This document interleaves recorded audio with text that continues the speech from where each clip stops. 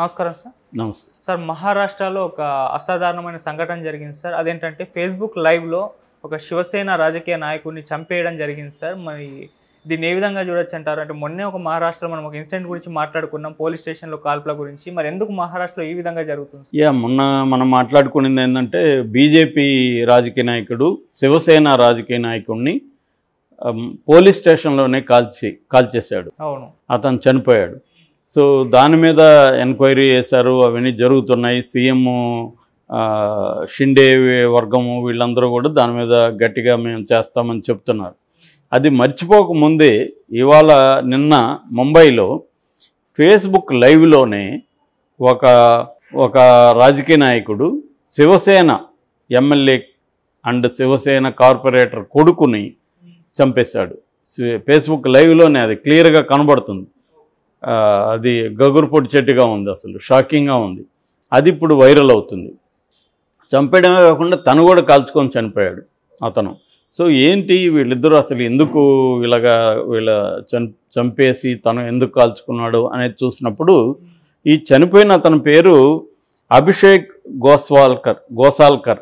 ఈ అభిషేక్ గోసాల్కర్ వాళ్ళ నాన్న వినోద్ గోసాల్కర్, ఈయన మాజీ ఎమ్మెల్యే ప్లస్ కార్పొరేటర్. వాళ్ళ అబ్బాయి అభిషేక్ గోసాల్కర్. చంపిన అతని పేరు మౌరిస్ నొరాన్హా. సో వీళ్ళిద్దరి మధ్య రైవల్రీ ఎప్పటి నుంచో ఉంది. ఈ మౌరిస్ మధ్య అభిషేక్ మధ్య ఆ ఏరియాలో రాజకీయ ఆధిపత్యం కోసం ఒక రైవల్రీ ఉంది. ఈ వినోద్ గోసాల్కర్ శివసేన యూబీటీ వర్గం. యూబీటీ అంటే ఉద్ధవ్ బాల్ ఠాకరే వర్గం అనమాట. రాజ్ ఠాకరే ఉద్ధవ్ ఠాకరేగా విడిపోయింది శివసేన, బాల్ ఠాకరే చనిపోయిన తర్వాత. సో దీన్ని యూబీటీ వర్గం అంటారు. ఈ యూబీటీ వర్గం నుంచే ఏకనాథ్ షిండేని బీజేపీ విడదీసేసి తను గవర్నమెంట్ ఫామ్ చేసింది. సో ఇప్పుడు ఏకనాథ్ షిండే ప్రభుత్వం ఉంది, ఆయన సీఎంగా ఉంటున్నాడు. దాంతో ఇటు దేవేంద్ర ఫడ్నవీస్ బీజేపీ తరపున ఉప ముఖ్యమంత్రిగాను హోమ్ మినిస్టర్గాను ఉంటున్నాడు. సో అతను హోమ్ మినిస్టర్ అయినాకనే రాష్ట్రంలో శాంతి భద్రతలు ఘోరంగా దెబ్బతిన్నాయనేది ప్రధానంగా విమర్శ వస్తూ ఉంది. సో ఇప్పుడు వీళ్ళిద్దరు మధ్య ఎప్పటి నుంచో రైవల్రీ అయింది. ఈ మధ్యనే లాస్ట్ వీకే ఈ మౌరిస్ ఎవరైతే కాల్పులు జరిపాడో ఈ మౌరిస్ షిండేని కలిశాడు. షిండే మా పార్టీలోకి మీరు రండి అన్నాడు. ఈ మౌరిస్ ఎవరంటే అక్కడ తాను ఒక సోషల్ యాక్టివిస్ట్గా చెప్పుకుంటాడు. తనకు అనేక వ్యాపారాలు ఉన్నాయి, రియల్ ఎస్టేట్ ఇవన్నీ ఉన్నాయి. రాజకీయంగా ఎదగాలన్న ఉద్దేశం కూడా తనకు ఉంది.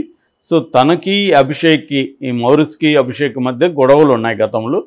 ఈ మధ్యనే ఇతను ఏం చేశాడంటే ఈ మౌరిస్ అనే అతను అభిషేక్తో మాట్లాడి మన ఇద్దరి మధ్య గొడవలు ఎందుకు, మనం కాంప్రమైజ్ అవుదాము అనేది కూడా మాట్లాడుకొని ఇద్దరు కాంప్రమైజ్ అయ్యారు. అయిన క్రమంలోనే ఇతను మౌరిస్ వెళ్ళి సీఎంను కలిశాడు. కలిస్తే ఇప్పుడు సీఎం కూడా మీరు రండి మా పార్టీలో చేరండి అనేది కూడా ఆహ్వానించాడు. సో ఈ క్రమంలో మొన్న ఏం జరిగిందంటే నేను ఒక ఈవెంట్ నడుపుతున్నాను, నువ్వు చీఫ్ గెస్ట్గా రావాలని ఈ మౌరిస్ అతన్ని పిలిచాడు. ఆఫీసులు కూడా వీళ్ళు పక్కపక్కనే ఉంటాయి. సో వీళ్ళ ఆఫీస్కి పిలిచాడు. వీళ్ళది రియల్ ఎస్టేట్ రకరకాల వ్యాపారాలు మౌరిస్కి ఉన్నాయి. సో వీళ్ళ ఆఫీస్కి పిలిచి లోపలికి వెళ్ళి దీన్ని ఓపెన్ చేసి ఫేస్బుక్ని లైవ్ పెట్టి సరదాగా మాట్లాడుకుంటున్నారు. ఇంకా స్టార్ట్ చేద్దామని ఇతను అభిషేక్ లేచాడు. లేవగానే ఇతను వచ్చి ఆఫ్ స్క్రీన్లో ఉన్నాడు, మనకి స్క్రీన్లో కనబడలేదు. ఎవరు మౌరిస్, అభిషేక్ మాత్రం స్క్రీన్లో ఉన్నాడు. అంతకుముందేమో ఇద్దరు స్క్రీన్లో ఉన్నారు. అతను లేచి పక్కకు వచ్చాడు, మేబీ గన్ను తీసుకోవడానికి వచ్చినట్టున్నాడు. అంటే అతను ముందే ప్లాన్ చేసుకున్నట్టుగా మనకు అర్థమవుతుంది. ఎప్పుడు ముందే అంటే అసలు వీళ్ళిద్దరి మధ్య రైవల్లో ఉన్నప్పుడే అతను డిసైడ్ అయ్యాడు ఇతను చంపాలని. అయితే ఎలా చంపాలనుకున్నప్పుడు అతను ఒక ప్లాన్ వేసుకున్నాడు. ఆ ప్లాన్ ఏంటంటే ఇతనితో ముందుగా కాంప్రమైజ్ అయ్యి మంచిగా ఇతనితో నటించి అతన్ని తన ఆఫీస్కి తీసుకెళ్ళి అక్కడ కాల్చాలనేది అతను లాంగ్ బ్యాకే ఒక ప్లాన్ వేసుకున్నాడు. ఆ ప్లాన్ ప్రకారం మౌరిస్ ఏం చేశాడంటే అభిషేక్తో వెళ్ళి మన మధ్య గొడవలు ఎందుకు, కాంప్రమైజ్ అవుదాము, నీకేం కావాలో చెప్పు, నేను ఆ మేరకు కాంప్రమైజ్ అవుతాను అని చెప్పి అతనికి ఏ ఏరియాలు నీకు నేను వెళ్ళకూడదంటే నేను ఆ ఏరియాలకు వెళ్ళను ఇవన్నీ చెప్పి అతనితో కాంప్రమైజ్ అయ్యాడు. సో అభిషేక్ ఏమనుకున్నాడు, మంచి పరిణామం కదా, హాయిగా ఇద్దరు కలిసి పని చేసుకోవచ్చు అనేది అతను నమ్మాడు. నమ్మినప్పుడు ఇతను అందుకనే షిండేని కూడా కలిశాడు. ఎందుకు షిండేని కలిశాడంటే ఇతను నమ్మించడం కోసమే షిండేని కూడా కలిశాడు. నేను కూడా శివసేనలో జాయిన్ అవుతున్నానని చెప్పాడు. సో ఇవన్నీ ఎందుకు చేశాడంటే ఈ మౌరిస్ ప్రీప్లాన్డ్గా చేశాడు. సో అతనికి ఏంటంటే ఈ ఎడతెగని వీళ్ళతో మనం జయించలేం వీళ్ళని అన్న ఒక ఏదో అభిప్రాయం ఉంది. దాంతో ఇతన్ని చంపేసి మనం కూడా చనిపోదాం అన్న నిర్ణయానికి అతను ఎప్పుడో లాంగ్ బ్యాక్ వచ్చి చాలా కోల్డ్ బ్లడెడ్గా ప్రీప్లాన్డ్గా చేసుకుంటూ వచ్చాడు. అన్నీ చేసుకుంటూ వచ్చి నిన్న ఇతన్ని అభిషేక్ని తన దీనికి పిలిచి అతనితో హ్యాపీగా ఇది చేస్తున్నాడు. ఇతను అభిషేక్ సోఫాలో కూర్చొని లేచాడు. లేచి ఇంక ప్రారంభిద్దామా స్టార్ట్ చేద్దామా అంటున్నాడు అని ఇట్లా మూవ్ కాబోతున్నాడు. ఇతను ఫైర్ చేశాడు ఆఫ్ స్క్రీన్లో నుంచి. ఫైర్ చేయగానే ఇతను అని అరిచి ఇట్లా పారిపోబోతుంటే మళ్ళీ పడింది. అలాగా మొత్తం 3 బుల్లెట్లు అతని బాడీలోకి దిగింది. దాంతో బయట ఉన్న వాళ్ళందరూ ఆఫీసులో చాలామంది వీళ్ళ అనుచరులు వీళ్ళందరూ ఉన్నారు. వాళ్ళందరూ ఆహాకారాలతో లోపలికి రాబోతుంటే తన్ను కూడా తను కాల్చుకొని చనిపోయాడు. సో ఇది మొత్తం దేశవ్యాప్తంగా వైరల్ అవుతుంది ఈ వీడియో.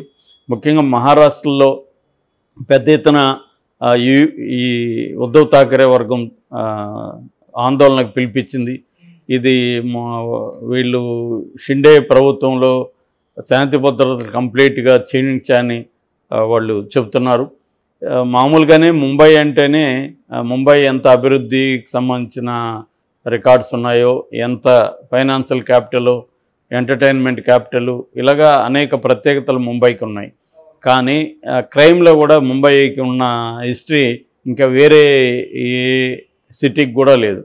ఎందుకంటే మాఫియా అంతా కూడా మనం దావూద్ ఇబ్రాహిం దగ్గర నుంచి అంతకుముందు ఉన్న వరదరాజ మొదలయ్యారు కావచ్చు, అక్కడ ఉన్న మాఫియా గ్యాంగ్స్ ఇంకా ఏ నగరంలో కూడా ఉండవు.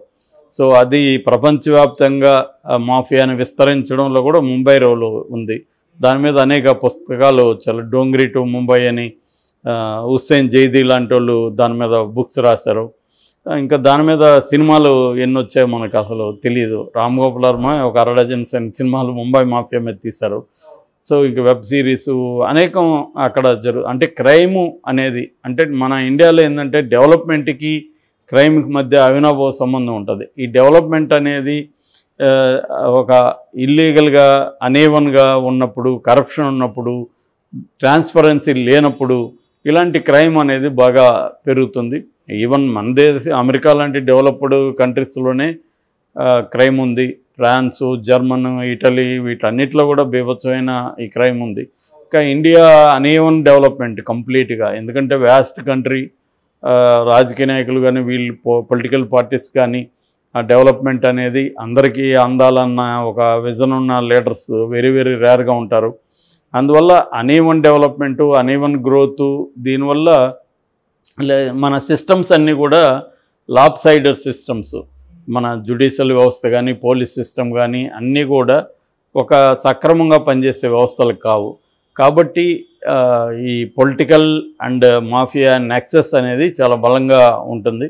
సో ఈ క్రమంలోనే ఎప్పటికప్పుడు ముంబైలో విపరీతంగా క్రైమ్స్ అనేవి జరుగుతున్నాయి. ఇప్పుడు అక్కడ శివసేన గతంలో ఏంటంటే శివసేనకి ముంబై మీద విపరీతమైన కంట్రోల్ ఉండేది బాల్ ఠాకరే ఉన్న రోజులు.